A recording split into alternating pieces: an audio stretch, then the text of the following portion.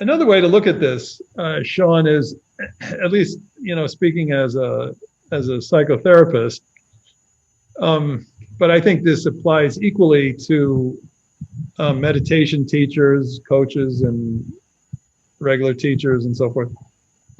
It's a really interesting challenge, or you might say litmus test of our teaching capacity or ability is, can I teach self-compassion to someone who may not be interested in the word or the topic without ever mentioning the term self-compassion?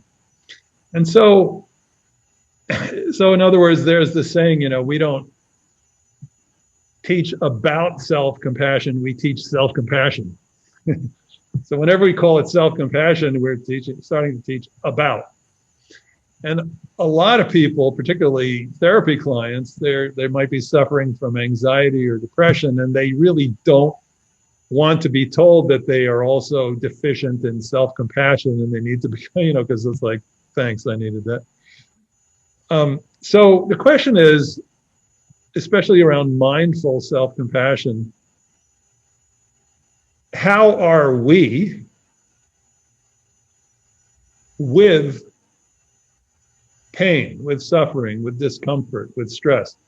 What is my relationship to it? What am I doing? That's the mindfulness part. And then the compassion part is there some way that I can be with this experience, that's mindfulness, or with myself when I'm feeling this, that would make it easier? And so we're actually delivering the medicine without describing the nature of the medicine.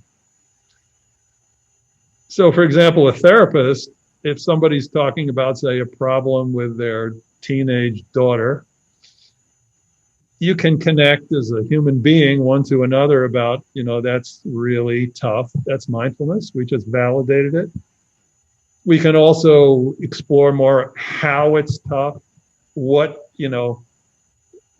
makes it so upsetting. Well, because my daughter's so selfish and I don't believe in selfishness. So then we're getting closer and closer and closer to the suffering. And then the question comes up, what do you need to be able to engage your daughter in a conversation that would be most helpful? Well, I need to calm myself down somehow. So what might be helpful to calm yourself down?